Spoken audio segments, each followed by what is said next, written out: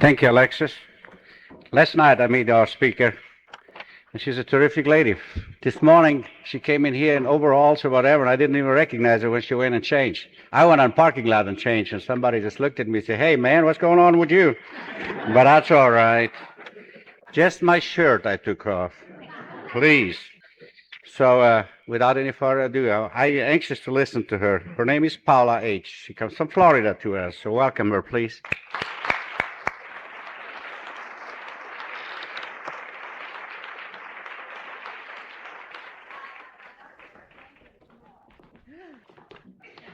I gotta take these things off.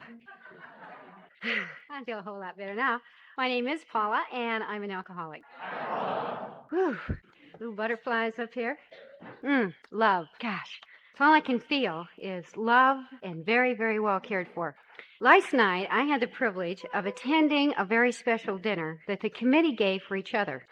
And it was called the TLC dinner, and the other speakers and myself got to go. And, God, you talk about love and touching and feeling and hugging and, ooh, my heart was so excited and I was just fluttering all over and that's what I look for all my life.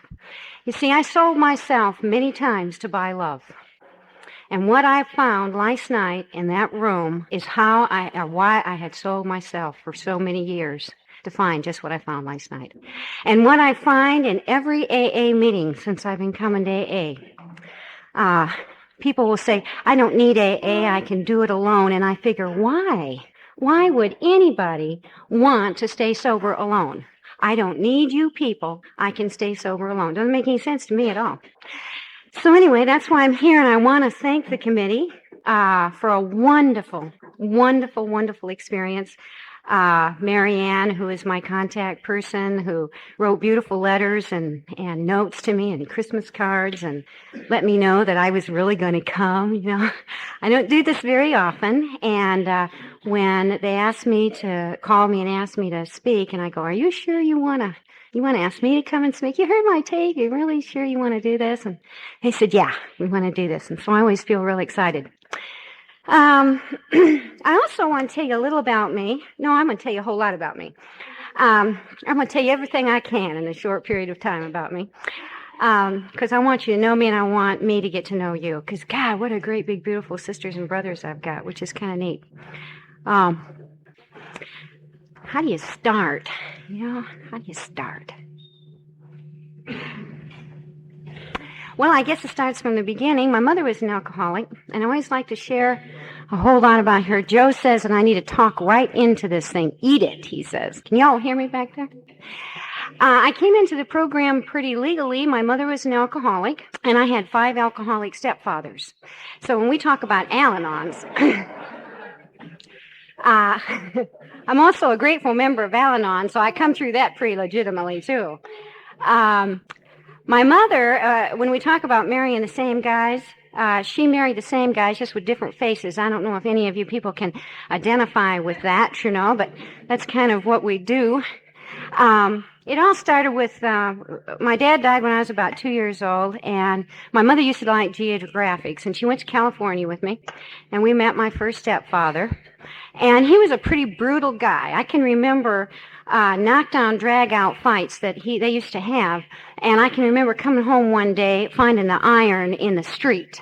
Now, I lived in a typical alcoholic home, you know, where the walls would fight. You know, we had screaming, yelling fights. I can remember one time when I was about 2 or 3, maybe 3 years old, something like that, maybe 4, that we used to live in Michigan, and they had coal bins. This dates me. They had coal bins, and you know where the coal truck had come up, and they'd drop the coal in these windows, and they'd drop down in chutes. Well, I was a pretty naughty little girl, and to get rid of me, my dad, my stepfather, would throw me literally down in that coal bin, and I would stay there for, it seemed like days, but I'm sure it was only hours. And that's when I started to really understand fear. Well, we came to California, and my sister died of polio in the brain, and my mother always blamed herself. Somehow it was her fault that my sister got sick and died. She somehow should have known better, but she didn't. She began to take Valium. No, I guess it was some kind of tranquilizer. It was new back in those days, in the 50s. And she started to drink. They didn't tell her about not drinking with alcohol, with pills. And so they were sent to Camarilla. Now, how she got to Camarilla was, my sister was several years older than me. And my brother-in-law, I'm short in this story, of course, my brother-in-law accused my mother of making a pass at him, whom my mother hated. So like any good alcoholic who was loaded on drugs and alcohol, she chased him around the room with a knife and was going to kill him, which he probably deserved. But in that time, my mother's going crazy, right? And she's got this hair flying. And she's spitting, which alcoholics do sometime when they get drunk like that. And they call the ambulance. Now, I knew that my mother was not going to come back because my sister just a few months ago had been taken away in an ambulance and never came back. And now my mother is taken away in an ambulance after she had been wrestled to the ground, and I was there looking at all this, and put into a straitjacket and taken to the old snake pit at General Hospital in Los Angeles. And they begged her, my aunt begged her, my sister, to not put her into Camarilla State Hospital. But my sister refused, signed the papers, and put her in. So as soon as my mother, after 3 or 4 days, where the alcohol and the pills had stopped working or had gotten out of her system, my mother was fine. So she had to stay 3 months in Camarilla for observation. And of course, my mother is like I am. There can be 100 men in the room. 99 of them can be the sweetest, most wonderful guys that ever lived. I mean, the kind of guys that you'd like your daughters to marry. And then there's one who is the biggest, sickest SOB you would ever want to find, and that's me. I'm going to find him. I mean, he's out there, and I'm going to get him. And my mother was exactly the same way. And at Camarilla, that's the best place, to find husbands, of course. At Camarilla, she meets this big, beautiful, 6'3", blonde, blue-eyed Swede, just the handsomest guy you'd ever want to meet in your whole life, who happened to be an alcoholic, drug addict, bisexual, prostitute, and she was going to fix him. So she brought him home. She was going to fix him. And we started to live as a family. Now, this guy had been an alcoholic for years. Thank you. Had been an alcoholic for years. But see, what he didn't know was, and he shared it with me, is that he didn't know what love really was. He didn't understand the difference from loving and caring about somebody and sex. I was 5 years old, and he taught me, he wanted to love me and care about me, but he didn't know how to do that in a non-sexual way. So I experienced my first experience of molest. While he was making love with my mother, he was making love with me at the same time. And that's how it began. That's how my life kind of began. This continued for quite a while, and pretty soon I started to feel guilty for not being guilty. I didn't feel guilty. It felt good. My father-in-law, my stepfather, would pick me up, and he'd hold me, and he'd love me, and he'd caress me, and he'd touch me, and he'd make me feel good. And somehow I knew that I was supposed to feel guilty over that, and I didn't. I loved it. But after a while, when he left, I knew that my mother had thrown him out. She had done it to me again. She threw him out, and she took the only person that I felt really loved me and took him out of my life. Now, that didn't really happen, but at 5 years old, I didn't know any better, and he was gone. And I began a love-hate relationship with my mother. Now, my mother had never drawn a sober breath from the day that my sister died till I was 27 years old. And that love-hate relationship grew and grew and grew until it came to the place where she and I first walked into AA together. Now, I got to the point where I started to feel that it was guilty because she married the same guy again. Little different shape, little different face, but the same guy. He again physically and sexually abused me and my mother to the point of sending me to hospitals many, many times for broken bones, disjointed bones or body torn, broken. And I was desperately afraid because I loved my mother so much that somehow people were going to find out and I would be taken away from my mother.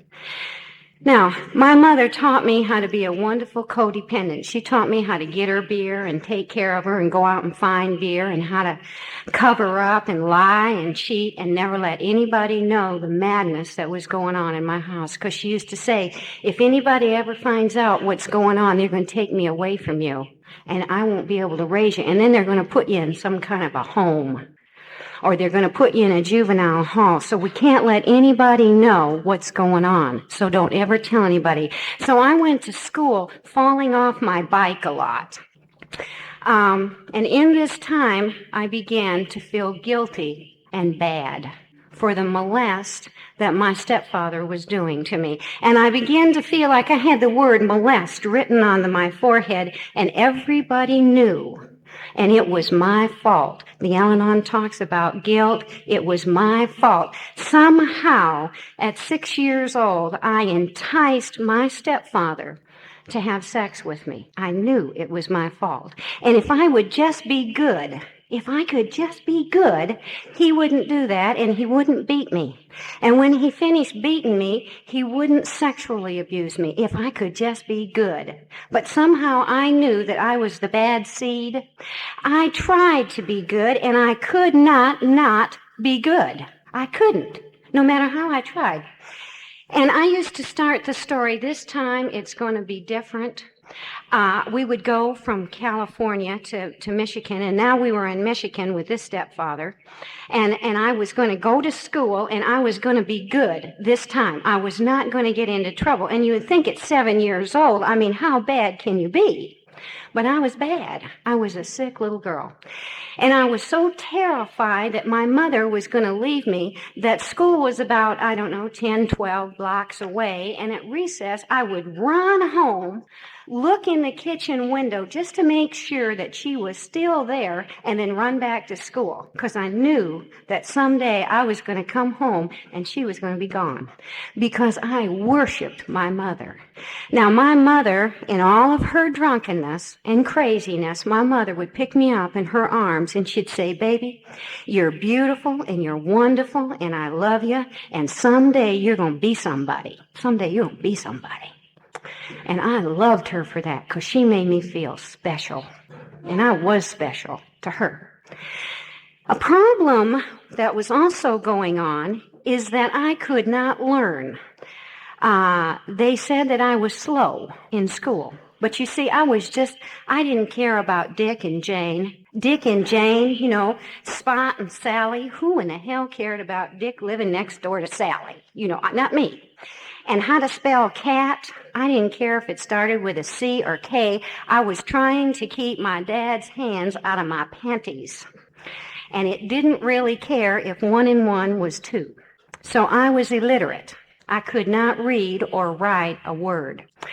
My mother then left that one, came to California, and we got another one. And that continued on back and forth, one man after another. Because you see, my mother used to tell me, and I believed her, if we just get the right man, everything is going to be okay.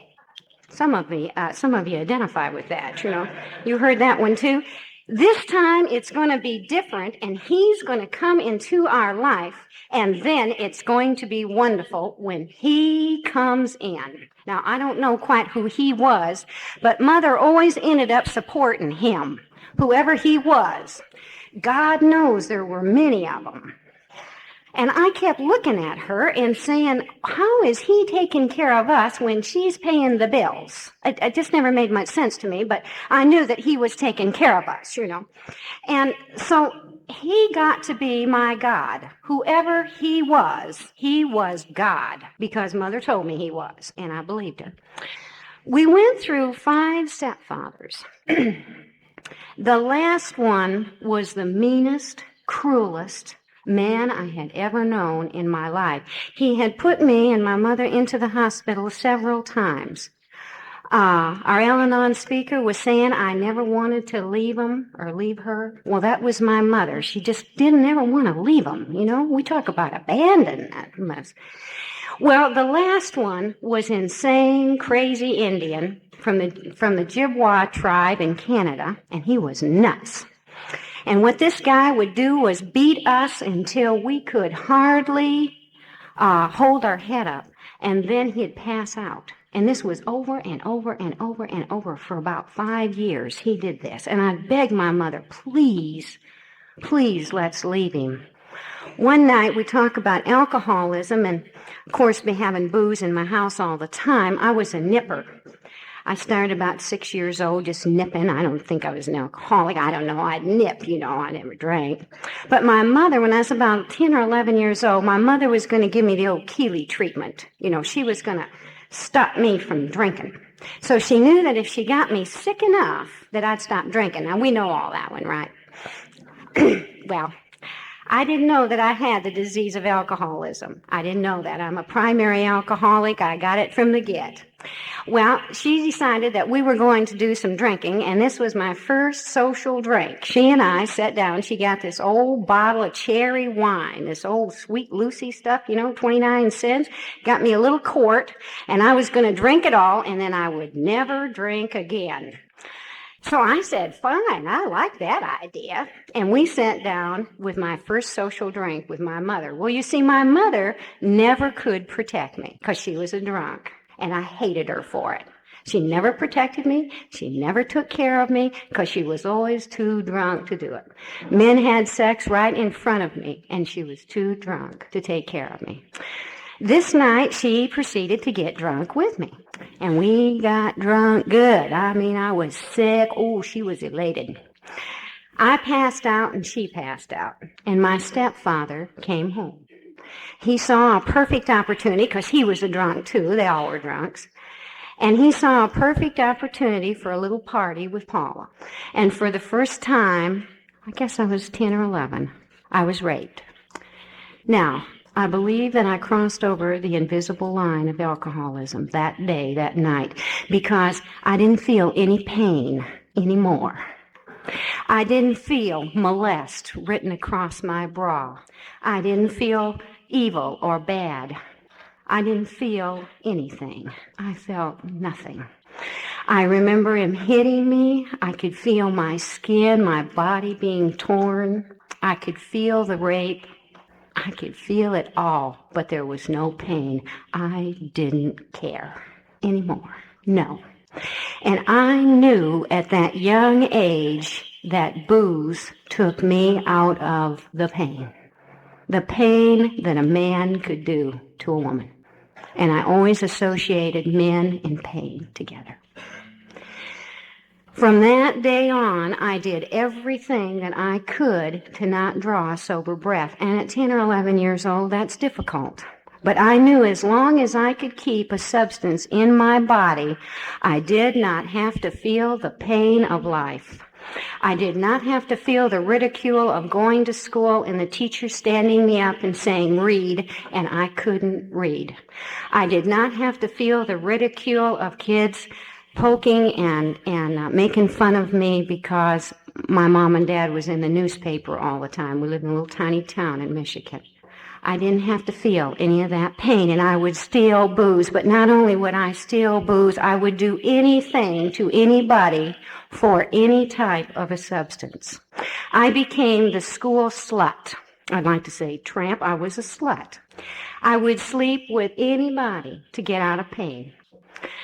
I only went to school to score. I came back to California and got into the wonderful world of drugs. By the time that I was 14 years old, I, of course, was a pseudo-adult. I don't ever remember being a kid, ever. One thing about it, a molested child, is that their innocence is totally stripped away from them. I always knew that there was the other side. I never knew the innocence of what it was to be a virgin. I always knew that there was a way out for me, and that was always through a guy. Now, Don was talking about pimps and tricks, you know. Well, whores attract tricks. I mean, they just come, you know. They find us out. And I somehow believe that prostitution is a disease. It's an addiction. At 14 years old, I started dating this real cute little guy about this high who was named Dickie. Now, Dickie was about 37 years old. He was an old junkie, old pimp for years, who had whores in San Francisco. And he looked at me and said, "Baby, you're crazy." He said, "Why are you giving it away?" I said, "I didn't know I had a choice." He said, "I can introduce you to the loveliest lady in the world who will teach you that you can have everything in life you ever wanted." See, my mama used to always say, "Baby, you're going to be somebody someday." And I knew if you couldn't read and you couldn't write and you didn't know anything at all about the world, it was kind of difficult to be somebody. But she kept telling me that I was young and cute and pretty and I had a good personality and gift of gab and I was going to be somebody. And Dickie saw it too. So he introduced me to this lovely old gal, about 40 years old. And she taught me, she took me into the hotels of Los Angeles, into the best hotels, and taught me how to get in and get out, you know, and wear a little black dress with little beads and a little pearl back hat and little gloves, you know, and a little briefcase that had all the accoutrements for taking care of oneself, you know, and introduced me to her friends. And I got into the wonderful world of prostitution. Now, I would love to say to all of you, "Oh, I was exploited by men, and oh, this was terrible, and all that." I used to lie about it in my first sobriety. But after a real honest fourth step, I can tell you I loved it. I absolutely loved it. I had found my place in life. I love the new cars and the pretty clothes. I'm a clothes horse, and I love buying clothes. And I love the jewelry, and I love the perfume, and I like the money, and I like the men. Whew, hot men. And I love the good food and the sweet jazz and the men. Him and him and him. I mean, I loved it. And I like the money. But I like the money because when a man put $100 on the dresser, he told me that I was somebody. He told me that I had a worth, that I wasn't that slut, that I wasn't that stupid kid who couldn't read, that I wasn't dumb. He told me that I was somebody, and I was somebody worth $100 of my time. Now, $100 back in the 50s was a lot of money. It's a lot of money today, but it was a lot of money in the 50s. But I didn't know what to do with money. I mean, it wasn't the money. It was that it gave me some self-respect. Being a prostitute, that didn't have anything to do with it. I was somebody. I went on like that. My mother, of course, knew it. My mother took care of me. My mother got me in and out of jail. She invested my money. She said, "Baby, if you're going to be a whore, that's okay, but don't ever give your money to a man, ever." And I never have. Only those I didn't marry, I should say. Husbands got it all. I went that way, but you see, there was another part of me, too. You see, I wanted to be a good girl. There was that part of me. I wanted to be the all-American girl, you know. I wanted to be the girl that went to college and had blue eyes and blonde hair and waved a flag and was all-American, Doris Day. You know, I wanted to be her. I wanted to be a good girl. But there was a part of me that didn't know how to be a good girl. I didn't know how. I didn't know what it took to be a good girl. You see, when I was about 13 or 14 years old, I told you I was a school tramp. And the guys would come over to my house about 10 o'clock at night, peep the horn.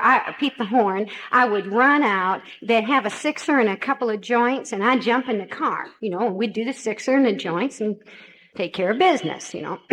So one night I said to this, he was the class president, I said, "Why don't you ever take me to the football game? Why don't you ever take me to the school dances, like you do those socialites over there. He said, Paula, there's two kind of girls in the world. He said, there's the kind of girl that you meet, you introduce to your folks, and you marry. And then there's the kind of girl that you throw in the back seat of your car and screw. And that's the kind of girl you are, and that's the kind of girl you're always gonna be. And I bought it. I was the girl in the back seat, and I was always gonna be her. Because, you see, I was bad. And I made men do things to me that nice girls didn't do. I did that until I was 17 years old. And I knew that if I got me a good Jewish man, that he wasn't going to beat me, and he wasn't going to take my money, and he was going to be good to me, because, you know, Jews never do drink, they don't beat their wives, and they bring home the check. Now, you all know that. So I decided that I was going to be a Jew. And I went through conversion, and I got to be a Jew. Now, I don't know much about all that, but I was going to be one because that's the kind of guy I wanted. So I met, and I only tricked with Jews. If they weren't circumcised, I wouldn't have nothing to do with them. You see, because I was going to find me one who was going to take care of me. Well, you know, when you can't read or write, you got to do something. And I wanted me a lawyer. Or a professional man, you know. I wanted me a three-piece suitor. That's what I wanted. So I met one at 17 years old, and he was almost 20 years older than me. And he was a good Al-Anon. He didn't know it. He wanted to fix me and take care of me, and he played the game of Pygmalion. And he taught me how to walk and how to talk and how to wear clothes. And he was going to take me away from all this. You know, all this was a beautiful Hollywood apartment and a new car and lots of money in the bank. But he's going to take me away from all this and make me a good girl. And I was going for it. I thought he loved me. And I married him. I got off the street and I married him. I lived with him 6 years and I had two beautiful little girls. But you see, I didn't know how to be a wife. I didn't know how to be a mother. My role model was a drunk. I was never given any tools about mothering, but somehow I got the idea as soon as this child slipped through the birth canal, I was instantly going to know what to do. Well, that just didn't work out. You know, I did the very best I could, but I couldn't do enough, and I wanted out. And after 6 years, I escaped from that marriage. It was a miserable, horrible, brutal marriage. My husband never beat me. He only emotionally beat me to death. He always brought home his money, and I don't think he cheated on me. But anyway, I got out of the marriage because I was miserable. And I knew that I was going to be a good mother. I was not going to be the type of mother that my mother was. I said, I'll never be like my mother, ever. I never was. I drank 3 times more than her, took drugs, and I lost my children. My mother never lost me. I went to work, and I knew that I didn't have couldn't get a good job because I couldn't read. Still couldn't read. Now, my husband was an English major. He taught me everything but how to read. He kept me pretty pregnant and at home, but he never taught me how to read. So I got out at 23 years old, and I somehow was going to be a righteous mother, and that's really what I wanted to be, was a righteous mother. But you see, I was a drunk, and I didn't know it, and I was a drug addict, and I didn't know it. And I not only was addicted to alcohol and drugs, but I was addicted to people, places, and things. If you give me something 5 minutes with it, and I like it, I'm going to get strung out like a dog on it. I was strung out on prostitution, and I said, I will not ever turn another trick, ever. I knew that once I turned a trick, I was gone. So I started cocktail waitressing. I mean, you know, makes good sense to me. I could come home and at 2 o'clock in the morning and go to bed and get up at 10 and play mommy all day and be real good mommy and do what mommies do. And then at 9 o'clock, I'd take my shower and get ready to go to work and tuck the kids in and go to work and then come home and do what mommies do. But it didn't work out that way. I was working about 4 or 5 weeks at this club, and I used to take little parking lot breaks with the entertainers. Entertainers love me. And they'd say, come on, Paula, let's go out and take a little break together. So we'd go out and smoke a little dope. And I loved it. And then they started taking me to illegal after hours. Now, in Los Angeles, they have wonderful illegal after hours. And in those illegal after hours is where you'd hear all the good jazz and the funny entertainers, and all the whores would come, and all the street people and all the fast people. And I loved it. And the guy that used to take me was an entertainer, too. And so we'd walk in the door, and they'd say, "Hey, Rex, what's happening? You know, how's it going? Who's your lady here?" Wow. And I loved it. You see, because I was somebody, because I was with him. And I started drinking until 6 o'clock in the morning. We'd have steak and eggs. I'd go home about 10 or 11, pass out, sleep all day long, get up at 6, get dressed, pat the kids on the head, and leave. I never wanted my children to ever see me drunk or with a man, so my kids didn't see me much, because I was always drunk or with a man. You see, because I had an addictive personality. And my God, my higher power, was always a man. Always. Money, property, and prestige. And they all came through a man. This man and I went up to Rock Springs, Wyoming, and I was cocktail waitressing, and he was entertaining, and we smoked up all of our money and drank all the booze, and when it was time to come home, there was no money. And I sat at the end of the bar, and I was crying like a baby. There's no money. And this beautiful old man, I mean, they can smell us. And he was sitting down at the end of the bar, about 50 years old, just as pretty as you want to be.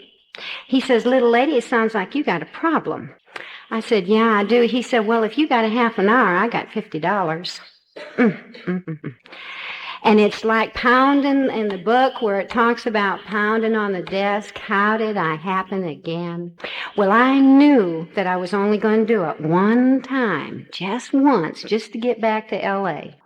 Now, for an addictive personality, there's no such thing as one time. I turned that trick, got that money, and came right back to L.A., got a job on the Hollywood Strip as a cocktail waitress, and it wasn't 2 weeks later, 3 weeks later, that I was back into prostitution. Prostitution, I believe, is an addiction. When I came to program 4 years later, sick and sorry, it was harder for me to give up the streets than it ever was for me to give up a drink and a drug. A drink and a drug, I related, had beat me to death, but I could not relate to prostitution being so devastating. I could not relate to those dark, smoky rooms that played that cool, sweet jazz. I could not relate to the problems I got in with those pretty men. And street men are pretty. Somebody talked about being with the alcoholic. God, they're exciting. Damn, they're exciting. Street people in general are exciting people. And when they told me in Alcoholics Anonymous that I had to stop doing what I was doing and get new playmates and playpens, it was the most hardest thing I could do to give up those type of people and those type of places. I went 4 years and drank and drug and tried to take care of my kids the best I could. I had housekeepers. I gave my kids everything material that I could possibly give them, but I didn't give them me. They had clothes, because you see, I would use the excuse, I'm doing it for them. I'm doing it for them. I'm making this money. I'm out on the street. I'm doing it for them. I want them to have everything I never had. And that was a lie. I did it because I wanted to drink and I wanted to party. I did not want to be home being a mother because I didn't know how. I was inadequate as a mother. And I still wanted to be the girl next door, and I didn't know how. And I didn't know how to not be bad. I wanted to, but I didn't know how. For those 4 years, I got into all kinds of crime. When you're on the street, it's easy. Let's do this, let's do that. I got this credit card, I got some airline tickets, I got this, I got that, let's do it. I went to jail a lot, and I got myself into a lot of situations, and every time I got to jail, all those men that I loved was never there. My mother was there. My mother bailed me out. My mother took care of me. When a man would beat me, my mother was the one who put that cold rag on my head. My mother was the one who took care of my children. My mother was my best friend, and I loved her. God, I love that woman. But my mother was a drunk, and I hated her because she never took care of me. She couldn't protect me. But she always kept saying, baby, it's going to be different, and someday you're going to be somebody. I work in addictions now, and I work in addictions at Charter Hospital. I'm very fortunate to work at Charter Pasco, and I work in the counseling center, and I work in the counseling center because I work with all kinds of addictions. Now, my philosophy, it doesn't matter whether you drink it, drop it, shoot it, smoke it, eat it, sleep with it, bet on it, or overwork it, it can all be an addiction, and I had them all. I see some of you out here maybe have more than one addiction. We call ourselves dual addicted, you know. I'm what you call poly-addicted. I belong to everything. AA, NA, Al-Anon, ACOA, OA. I mean, I got them all. It was one time I was going to 6 different meetings in a week. I mean, I had them all. I didn't know what to do. But I came to AA, and how I came to AA, my mother, she was my greatest enabler, and I was her greatest enabler. And one day she called me. Oh, I had an air embolism. I was scuba diving. I was trying to square up, and I owned a bar. And I knew that I had been in Las Vegas. It was September of '69. And I was in Las Vegas. And it was just a few years before that I was sitting in a motel room, and this sweet old dirty man, I was about 16 or 17. He said, what's a sweet girl like you doing in a place like this? I looked at him and said, you got to be kidding. I'm taking your money. What do you think I'm doing? I was about 26 years old, and I was at the Caesars Palace in Las Vegas, and I had just been working a junket, and there was about 4 ladies working with me. And I had these things called sheet burns. I don't know if you've ever had a sheet rash, you know, and it's when you're on a lot of sheets that have starch in them, and you're kind of moving around, you know, you get a sheet rash. It's kind of a mess, you know. Itches, and I was trying to keep my looking good, you know. And I had one of these real pretty bouffant hair does. Remember the 60s where they had those bouffant, and then you'd kind of get one of these things that you could pin in and it'd drape down, you know, remember those? Oh, they were wonderful. And then the false eyelashes was really in style then, you know. And I was cute. And I had been drinking and taking uppers, downers, and all-arounders for about 4 days. And it was about 3 o'clock in the morning. And I was cute. I mean, my eyes were so glassy that you could comb your hair in them. And this guy kind of came in, and I'll never forget him as long as I live. He was the turning point.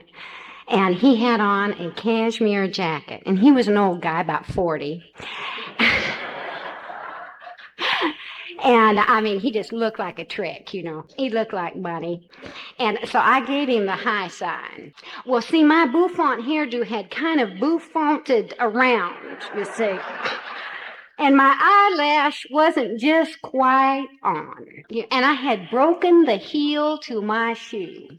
But I was so cute that it didn't matter anyway. I mean, when you're that loaded. So I kind of gave him the high side.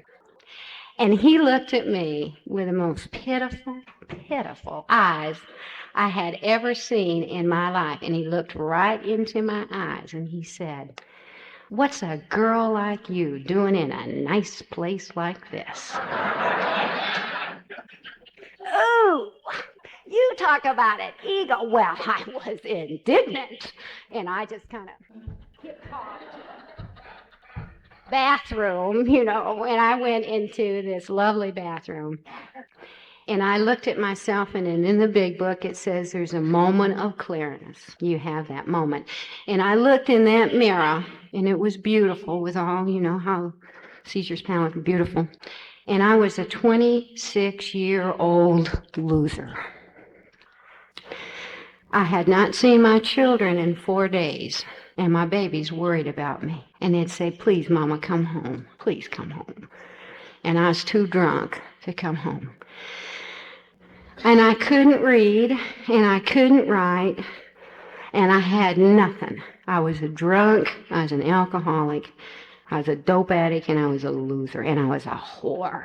And I didn't belong in a base place like this. That was September 9th, 1969, and I swore that I would never turn another trick, that my problem was prostitution. I came home and let all my ladies have their money, didn't take a dime from them, and I came home and I started working as a cocktail waitress again. And I started to get arrested for past crimes. I think they have so many 90 days, 6 months, whatever, to arrest me for past crimes, and I kept getting picked up and going to jail. And the last time I went in jail, I begged. I didn't even have a higher power. I didn't know nothing about God. I certainly wasn't raised with God in my home. Only thing I knew, that God's last name was Damn. It's the only thing I knew about him. And I came home and I begged, oh, please, please help me. I got myself a little bar and I got into an air embolism and I blew out my brain from scuba diving. And I was put in a decompression chamber. And my children were sent to Cleveland, Ohio, with their grandparents because their dad couldn't take care of them. My mom was too drunk to take care of them. So they went here, and they were only going to be just for a short time. Just for a short time. That was in June 7th, 1969. I got out of the hospital, and my mother called me, and I was so drunk, I was so sick, that my mother called me one day, and she said, I can't do it anymore. I can't drink anymore. And she had hit her bottom. And I took her to Friendly House in Los Angeles. And when I took her to Friendly House, she looked like an alcoholic. Her hair was in pieces. Her dress was filthy. She had vomited. She had urinated. She had had a bowel movement several times in that old dress. And she went to Friendly House. Gave her a bath and took her to Friendly House. They asked me, B. Grace, said, Paula, are you an alcoholic? And I said, no, not me. My mother goes, you gotta be kidding. But I wasn't. I was the last to know. I was 26 years old. I didn't know. It says that this is a program of attraction rather than promotion. They told me to come back about 10 days later to visit my mother. And my mother, you had to come down this walk, this steps, down to the parlor. And my mother walked down those steps, and she was beautiful. They had fixed her hair and given her a permanent, and they had been feeding her vitamins, and she'd been eating good, and she was beautiful. And she was smiling, and she stuck the Serenity Prayer in my hand, and she says, baby, you can live by this. It'll change your life. And I remember looking at her, and she was just glowing. And I thought, oh, my God, there's something happening with my mom. And she took me into the room, into the parlor where there's this lovely fireplace. And she said, come on in here. And it just happened to be a women's meeting that night. And these beautiful women filed in to the meeting, and I was in flip-flops, dirty blue jeans, hair in pieces, sloppy, dirty T-shirt. I had lost a lot of control over my bladder, and I was kind of nasty. I mean, I got to the place where I begged men for drinks, begged them, and they'd buy me a well drink just to get rid of me. I mean, I couldn't give it away, much less sell it. And I came to visit her, and these women filed in, and they were beautiful and clean and had suits on and dresses, and they looked beautiful. And in Los Angeles, they tell you, they say, look the very best you can, because you might be the only big book that anybody ever reads. And they were beautiful. And this gal, and they didn't look like any women I knew. And these gals, beautiful gal, got up on the podium, and she started her story off, and she said, my name is, and I'm an alcoholic. And she started her pitch off by saying, I received my divorce papers in a Rock Springs whorehouse. And she began to tell my story.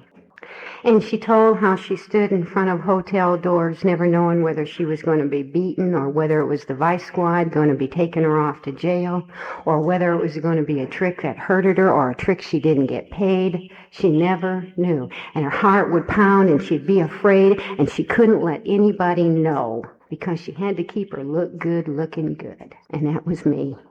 I was a little girl. I was scared and I was lonely, and I was fearful, but I just wanted to be somebody, and I wanted to stay out of the pain. And I knew if I drank and drugged and slept with men that I could stay out of the pain. And she told about coming into AA, and she told about how her life was different, and I identified. But I wasn't ready yet. Because, you see, I didn't know I was an alcoholic. After the meeting, they held hands and they said the Lord's Prayer, and I said, God, Mama, this is fabulous. I want to come into AA. This is great. I said, but I can't. I'm not an alcoholic. She said, baby, just raise your hand. Nobody will know. You talk about denial. God. So I went to the bar and I said, Joe, set him up. I got to get over the invisible line of alcoholism.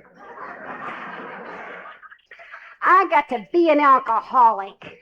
I like it. And I was serious. I hear people say that they came they got all the way to the bottom and they had to come to AA. God, I thought it was a privilege. Man, I had to get up a little bit to get into AA. On the 20 questions, I don't know, we haven't seen them for a few years, but on the 20 questions it says, do you seek lower companionship? Well, I was the lower companion that y'all sought. Yeah. A few months later, I did. I got into AA. I went to my first meeting, and second, third, my mother got out, and she conned me. Al-Anons, they'll codependents, they'll lie to you. And so she said, you've got to take me to AA meetings. I'm too weak to drive. Woman never had a weak bone in her body, but anyway, so I was carting her, I was a good daughter, going to cart her and get her fixed. You see, I was a pre-Al-Anon at that time, and I was fixing her, and so I'd cart her off to AA to make sure she got well. And I heard another story of mine, and I said, boy, you should hear my story. And I sat with a man and drank coffee until about 3 o'clock in the morning, and I told him my story, and he said, and you don't think you got a problem with alcohol? He gave me $5 in the big book and didn't ask anything from me, and I almost dropped dead. I said, my God, every man in AA is wonderful. Whew. This is the place to find him. Him, and him, and him. Whew, I had hit the jackpot. So I did. I came into AA, and I raised my hand, and I said, hi, my name is Paula. I'm an alcoholic. I came home that night and woke my mother up, and I said, Mama, I'm an alcoholic. Thank God, she said, and she cried, and I cried, and it was wonderful, and I belonged to AA, and I was so excited. I loved it. And then they lowered the boom. They said, are you willing to go to any links? Well, what do I know about links? Sure, I want to go to any links, of course. They said, are you willing to turn your will and your life over to the care of God? Well, of course, I know who God is. It's him, and I'll just find the right God, and I'll be fine. I'll turn my will and life over to him in a hot minute. Sure. So I got an old tough broad. We'd had about 14 years of sobriety and been in prison. She was she robbed banks with guns, and I just knew that she could understand me. Water and oil seeks its own level. And it took me years before I could associate with nice closed closet drinkers. Nice little ladies who spilt a little wine on their little white dress and came to AA. And for you folks in AA and God, they stayed sober the rest of their life. I couldn't even identify with them. I was terrified of them. Oh, my God. They said, you got to go to women's meetings. Well, I knew that women's meetings, you know how women are. Those cats are out to get me. As soon as I eye a guy, they're going to tell me he's no good. So my sponsor, she laid down the law to me. She says, look, Paula, she says, we say to the newcomer, you don't get emotionally involved in the first year. Isn't that cute?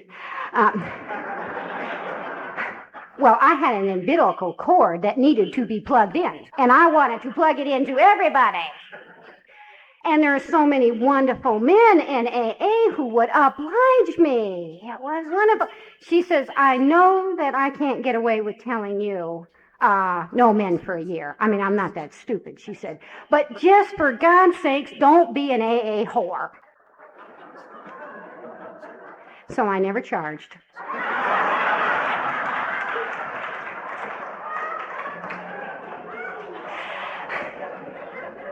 They said you got to give it away to keep it.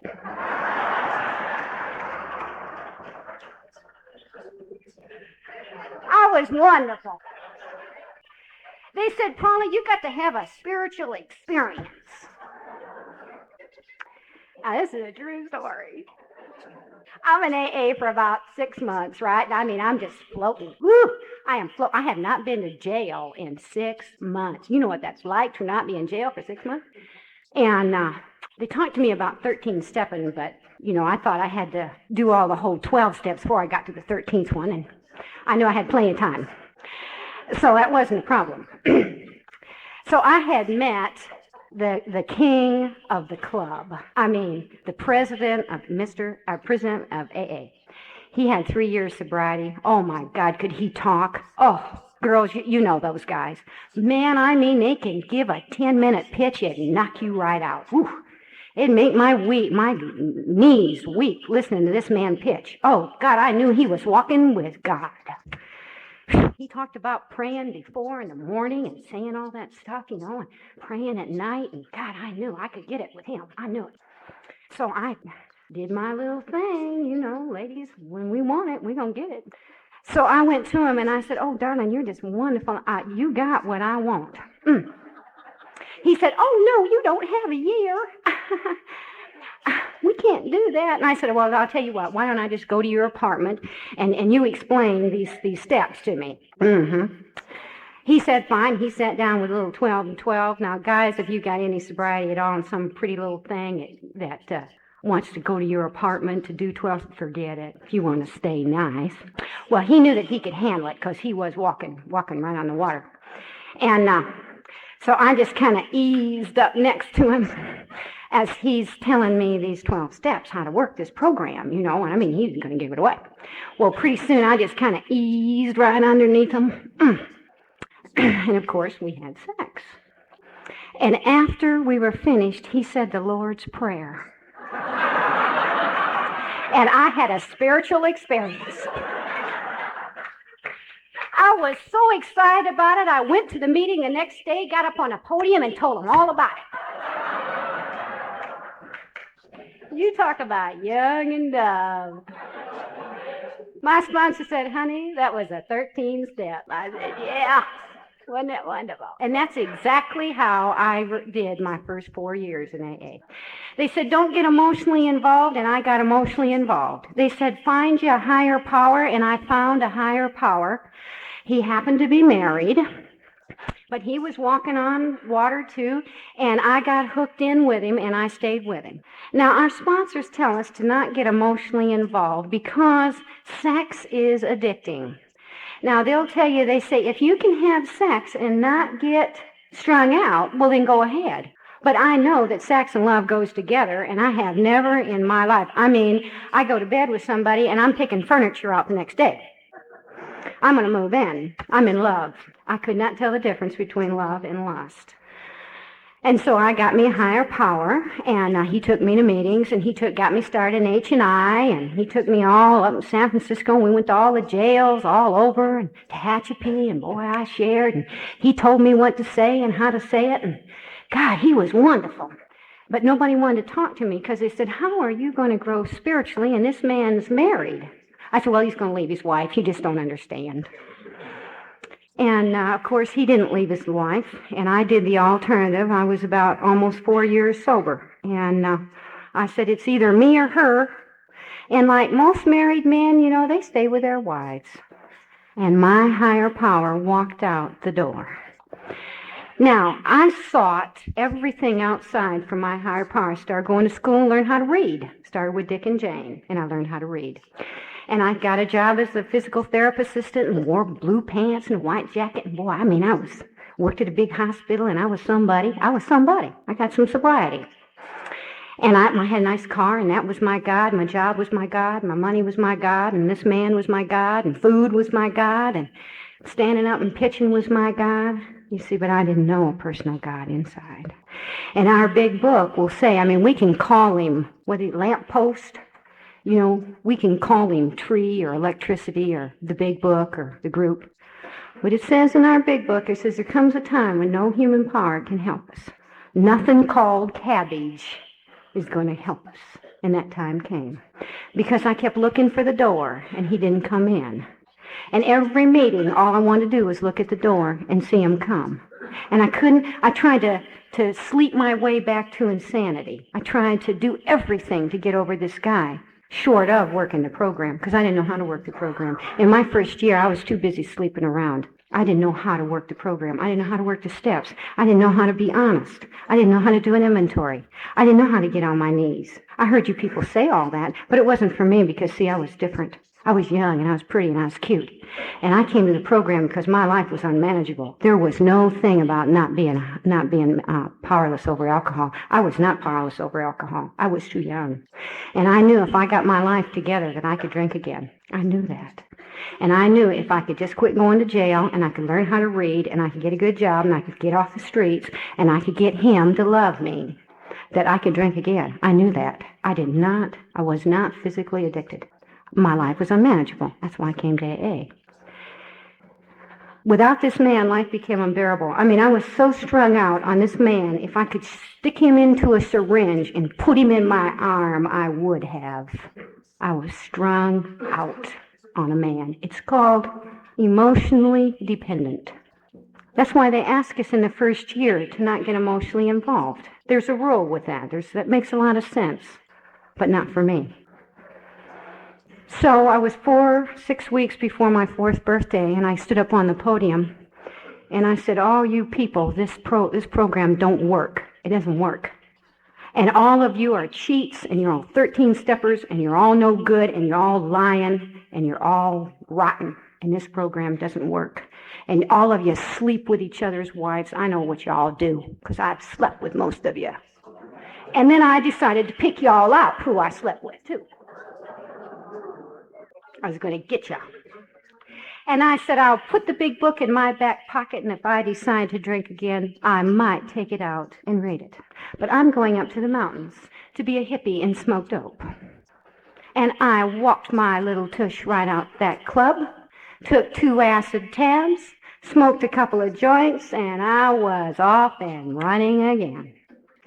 Back into insanity. I drank for 13 months. I got married to a man 4 years younger than me. Got another God. Always got to get a God here. After 13 months, I woke up. I was sitting in a chair, and I woke up out of a 3-day blackout. My husband at that time was on his knees, tears rolling down his eyes. His hair pulled out so bad that there were like sores, bloody spots all in his head. And he's crying, and he's saying, baby, I don't know if you love me anymore. And I'm going, what the hell are you talking about? Last thing I remember, we were having a social drink up at the bar. It was 4 days later, and I had brutally beaten him. I was a spouse abuser. I was very violent when I drank. I had kicked him and ruptured him very, very badly. I had torn out a lot of the hair on his head, and I was saying, look, punk, get on down the road. I don't need you. And he was crying and saying, I don't know if you love me anymore. He was an alcoholic. And with that, I called and I came back to AA. I'd like to tell you that I got almost 17 years of sobriety, but I don't. Because I couldn't stop smoking dope. I stopped drinking. I went to an AA meeting, and from that meeting on, which has been about 17 years, I didn't drink. But I couldn't stop smoking dope. And I would sit in AA meetings, and I'd smoke dope. And instead of doing a 12-step, instead of doing a 4-step, I'd smoke dope. Instead of going to my sponsor, I'd smoke dope. Instead of talking to God, I'd smoke dope. Because, you see, I knew there was a black veil between me and whatever higher power that I thought I might have. And I didn't want him to see me because I knew that I was sitting in a room filled with righteous, honest people who wanted to get clean and sober, and I was smoking dope. I had betrayed you all. I was a Judas in my own family. Now, I know that there's a lot of people who smoke dope and try to get along, and it doesn't work. And I know that there's a lot of people who take drugs and Valium and mood elevators and antidepressants. And they come to AA and they try to work a program. Maybe they don't take a drink, but they don't ever find a new way of life. And that was me. And I woke up 2.5 years later, and I had a heart full of AA and a head full of drugs. And I couldn't make it anymore. I couldn't make it anymore.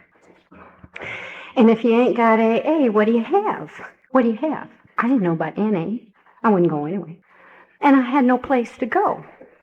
So for an alcoholic like me, there's only another alternative. Either I die or I get sober. And I couldn't get sober. I could not. Because I knew if I stopped smoking dope, my God by the name of Sam, my second husband, would leave me. Because you all know that it's pretty hard to live with an addicted, active person and you be clean and sober. And I could not lose my God because that's all I had. Sam was all I had. So I planned my suicide. Now, I had attempted suicide 11 times and never did make it, but somehow I knew that this time I was going to make it because I was desperate. I didn't want any kind of attention. I wanted out, and I didn't know any other way to go. I didn't really want to die. I just didn't know any other way to go. So I'm sitting in my little mineral hot pool. I live way up in the mountains in California in the hot springs. And I shook my fist up to the ceiling and I said, "Oh, God, if you're not there, I'm fucked." And that was the only prayer that I knew because I really didn't want to die. I just didn't know how to live. I had seriously planned my suicide. My brother-in-law killed himself with a Kirby vacuum cleaner, putting it in his exhaust, and I bought a Kirby vacuum cleaner. I spent $535 for a Kirby vacuum cleaner because I knew that hose would work. We talk about some insanity. I planned on my husband going down to Los Angeles, and I would be alone for about 3 days, and I was going to do it. I had it all planned out. And 2 days before that was to occur, I came home with my girlfriend, my eating partner. I was also an addicted overeater. And came home, and I was smoking a joint, and here's this strange man sitting on my couch. He's 27 years old. I never saw him before, never saw him since. And my husband's over here, drunk as a skunk, playing this game of Twix with another guy. And this poor young man has no idea what he is doing sitting on my couch. And we all proceed to get into my little mineral hot pool. And my girlfriend is a brand new 30-day jumping, rolling Christian. Oh, my God, you know those Christians. Oh. Well, I knew nothing about Christianity, and I always said, "Well, you show me a Christian, and I'll show you a hypocrite." Talk to me about Adam and Eve and all that kind of stuff, you know. So I said, "You can be with me, but don't give me that Jesus stuff. I don't want to hear that kind of crap, you know." I mean, I'm dying, right? I'm trying to commit suicide. I'm reaching out, but I don't want to hear about anything else. So anyway, they get in this little hot pool, and they start to realize that both of them are Christians. Oh, well, you can't shut a Christian up. I mean, those people are weird. So anyway, they get in, they start uplifting the Lord and talking about Jesus and carrying on, you know, and I'm going, oh, my God. And I said, "Well, how did you get into this mess anyway?" He said, "Well, I was a coke dealer in Hollywood, and I had big cars and lots of money and fast women." And he said, I was asked to go, and I was miserable and unhappy and wanting to die, and I was asked to go to a revival meeting. No, a gospel concert. And he said, "I went to this gospel concert, and I got it. I got it. It. That spiritual thing called it. I got it." And he says, "Since my life has been absolutely wonderful." And I said, "Well, tell me about it." Now I'm starting to get drawn in. You see, the Holy Spirit knows just what we want, and I start to get drawn in. And he said, "Well," he says, "my God hung on the cross for my past, present, and future sins." I said, "Future sins? The big book says that we're striving for spiritual growth, not spiritual perfection." Wait a minute, there's some correlation here.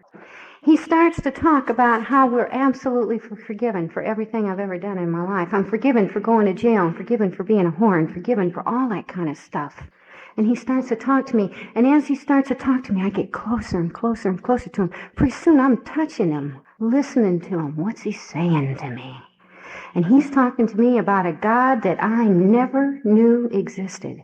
He's talking to me about a living, breathing, flesh-carrying man called God. He's talking to me about something I can identify with. He's saying to me that this God says, let me be your husband, and I can identify with that. He's saying, let me be your crutch. Lean on me. This God is reaching his hand out and saying, have no fear. I am always here. And I can identify with that. I couldn't identify with this out there God, this abstract God. I had to have something concrete. I had to have a man that I could identify with. And I got it. And I walked out of that pool about 3 hours later, a new and different person. I was free. I was free. I was free at last. I was free. I was a 3-pack-a-day smoker. I smoke over 3 ounces of dope a week. I got up the next morning. It was like I had never wanted a cigarette. I had never known what smoking was. I could not even imagine a cigarette in my mind. The craving was absolutely gone. The craving for marijuana was absolutely gone. It's like I had never smoked before. And God knew that he had to let me know that I was free. He had to do that. And I woke up that next day and my husband had the hangover hots. I don't know if any of you guys ever got those, you know. And he grabbed me and pulled me back into bed. And I looked at him and I said, no, Sam, I want 1 day of being clean and sober. 1 day. And I'm going for it. And I went up to my girlfriend and I said, tell me about this new God. And she got out the Bible and she started to read the book of John to me. And she introduced me to my new God. That was around the 15th of January, 1978. And I've been clean and sober ever since. Now, you remember I told you that I was totally illiterate when I came to the program? Something urged me to go back to college. I was scared to death of pencil and paper, but I found out about a remedial reading class in this little JC, and I started going to this little remedial reading class. Pretty soon I got my AA degree. Then I went on and I wanted to give back what God so graciously gave me, and I started going to the university. And I can remember the day that I had this beautiful black gown on and this funny little hat with this funny little tassel on it. And some of my AA friends put a rose in my hand, and I walked up there, and I got this diploma for a bachelor's in psychology. Now, here was a lady who could not even write a word. I knew my address by rote, and here I have a bachelor's degree in psychology. That's a miracle. And those beautiful children, I had lost them through the courts because they said to me, the judge looked at me after 3 times of going back to court. The first time he said, don't ever come in my courtroom again. Don't ever. You are a whore, you're a gangster, you're a drunk, you're a dope addict, you're no good, and I never want you and see you in my court again. The second year I went back and I had everybody in AA and I was off probation and I had my cases expunged, and he said, let me see you 1 more year. And the next year I went back and he said, you can have visitation rights. And my ex-husband said, no, you'll never see those kids, ever. I'm going to tell them you're dead. You'll never see them. You're bad and you're dirty and you're no good and you're never going to be any good. And you can never see them. And my children were raised thinking that I was a whore and a slut and a gangster and no good, and I was never going to be any good. And I would call my babies and I'd say, can I see you this year? No. Get out of my life. We got a perfect life. You offer us nothing. And I'd call them the next year and I'd call them the next year until they were 18 and 19. I stopped calling. I tried to go to Florida and find them. 4 years ago, I called them again. And my young daughter, my youngest one, said, no, my life is perfect. Don't call me. Leave me alone. So when you mothers that have lost your children and they sit there and they say, if you just get sober, if you just do right, you're going to get back your kids. That's not always true. It's not always true. But I never gave up hope. Never. In last November, I called my daughter again. Now she's about 26 or 27 years old. 21 years have passed. I've been sober almost 12 and a half years. I said, baby, can I see you this time? She said, well, I've had a child, and I think I kind of understand some of the stuff you've been telling me. Maybe, just maybe, we can see each other. Whew. At Christmas time, she sent me a picture. For the first time, I saw her after 21 years. Last time I saw her, she was 6 years old. I sent a picture of my grandson, her husband, and her. I said, I'm coming up to Indiana to give a talk, and I'm going to be real close to you. Would you please, please let me see you? I talked to her last Sunday. She said, yeah, you can see me, but I don't know if I want you to see your grandson yet, but I want to see you. And I said, great. And tomorrow I'm going to see her after 21 years. Woo-hoo. I mean, we talk about some miracles in AA. But all during that time, I started going to Al-Anon. And how I started going to Al-Anon was that my husband was a drunk, and I was trying to get him sober. And I'd come to AA, and 3.5 years were passed, and I was a jumping, rolling, shouting Pentecostal. Whew. I mean, you want to be yelling for the Lord. I was hot. And I'd come to AA meetings, and I'd talk that talk, and they'd say, get out of the door. Please. And all this time, I was trying to fix my husband. I'm trying to fix Sam. And I'm running around trying to fix him. I'd get him all fixed. He'd get like 3 or 4 months sobriety, and doggone it, he'd break again.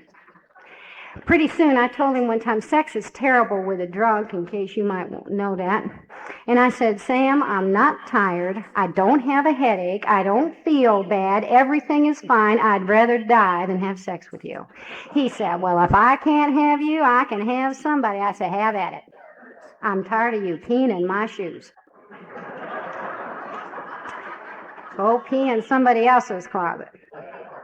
And he started cheating on me. And you see, I love Sam more than life itself. Well, my time is going.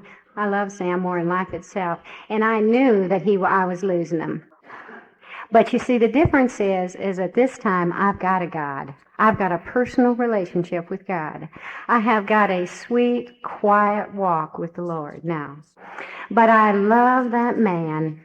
And I remember that day when I stood in front of the bar, and I knew that if I just opened the door and walked in and took a drink and shot a game of pool with him, that I'd have my playmate back. I'd have my partner. I'd have my man back. And that's all I had to do. And I loved him more than life itself. And I stood in front of the door, and I had my hand on it. And it was like my God was sitting here and going, no, baby, you don't need it anymore. Are you willing to go to any lengths? And I closed the door, and I got in my car, and I went up the hill, and I knew that I had to go to any lengths, and that meant giving up Sam. And that meant giving up my home and giving up my car and giving up everything, and I felt that was important because I wanted one more day of sobriety, just one. Very soon after that, I got a telephone call from that beloved best friend of mine, my mom. Now, my mom had 11 years sobriety at that time, and she called me and she said, baby, I just found out that I have cancer, and I have just a very, very short time with you. And I'd like to spend it with you. And my mom stayed at my house for 7 weeks. And I was so angry. And I said, oh, God, I followed you. I followed your son. You've taken my husband. You've taken my children. You've taken everything, and now you're taking my mom. I don't want to stay sober anymore. I was about 4 years sober at that time, and I said, I just don't want to be here anymore. And my mother looked at me with those wise, old, loving eyes, and she said, baby, nobody gets you sober, and nobody gets you drunk. And she said, if you were to start to drink over my death, it would all be in vain. This whole trip of ours together would be in vain. The talks that we shared together, the sponsors that we shared together, the meetings, the sobriety, the 4th and 5th step that we shared with each other, our loving, wonderful relationship would all be in vain. But I didn't want my mom to die. It's been 10 years, and I still miss my mother like it was yesterday because she was my best friend. And I felt like God had shuffled me a bad deal. But you see, it's that magic finger of AA between you and me. And I buried her at Glendale, and that's where we came to the program together. And I buried her that day, and that night I went to the AA club in Windsor, and I told them all that my mom had died, and they put their arms around me. And they held me and they loved me and they said, just keep coming back, baby. Keep coming back. And I felt that love, and I didn't have to sell myself to get it. And I didn't have to be in the back seat anymore to get it. And my sister died 10 months later from cancer. And I again went to the AA club, and you again put your arms around me, and you again loved me and held me. And you said, just keep coming back. And nobody gets you drunk, and nobody gets you sober. And you're going to be okay. I came here to Florida, and I found a whole new, beautiful, loving relationship with AA. I no longer had to take hostages. I continued in Al-Anon. I came to Al-Anon because when my husband left, I was fluctuating between suicide and homicide. About finished. And here I was, 3.5, 4 years sober, loving the Lord with all my heart and soul, working those steps just as hard as I could work them, doing the program just as good as I knew how to do it. And I had a 38 Magnum underneath my seat, 3.5 years sober. And I knew that I was going to kill him and kill her and kill her kids and kill myself. And I had so many plans of how I was going to do it. I was so confused, I could not make a decision. It's called insanity. Last night, we all went to the bathroom. There's a whole bunch of us that went, gals, all trounced off to the bathroom. And one of my new friends, Al-Anon friend, she says, you know, I have a terrible time making decisions, but I'll follow an alcoholic anywhere. I said, I can identify with that woman. I couldn't make a decision. So I came home crazy, you see, because I knew after 3.5 years in loving God as I did that I should be more hooked up than what I was. I mean, you ever thought that, God, I got 3 years sobriety, I'm crazy as a loon. Something must not be working. And I had a 22 in my mouth, and a woman stood beside me, and she said, take the gun out of your mouth. And I couldn't hear her. And she said, take the gun out of your mouth. And I couldn't hear her. And she said, in the name of Jesus Christ, take the gun out of your mouth. And I heard her. And I took the gun out. And I sat down, and we went in the mineral hot pool and talked, and my life was changed. And she said, baby, you need Al-Anon. You need Al-Anon. And I started going to my first Al-Anon meeting, crazy as a loon. Took that 38 out of my car. And in AA taught me how to let go and let God. You know, those wonderful prayers that we have for our ex-husband. I pray to God he dies, that son of a bitch. You know how we do. But in Al-Anon, they taught me how to release with love. And there's a big difference. And I released my husband with love. That's 10 years. They also taught me that if I didn't get well and get over my codependency, that I was going to marry the same guy, just with a different base. The same guy. That I was going to be dependent on men the rest of my life if I didn't get well and get a hold of it. Now, I have been single for 10 years. That is a miracle. I now have a God that works, and he lives in here. And I am the daughter of the King. I'm the daughter of the King. When I came to Florida, I began working in treatment. I love working in treatment with alcoholics, drug addicts, gamblers, overworkers, overeaters, women who love too much, people who are addicted to their lovers. I work with y'all, and I love it.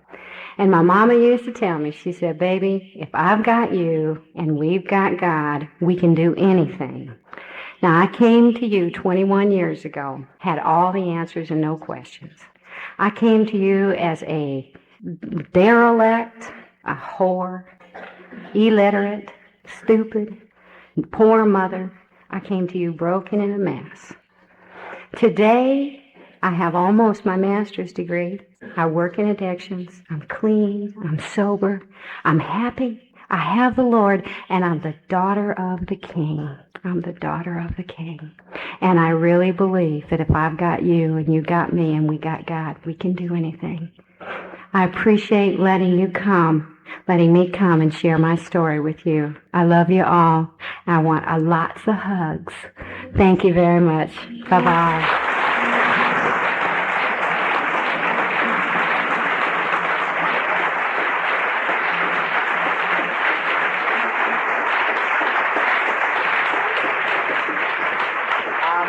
want to have you, and I love you, baby.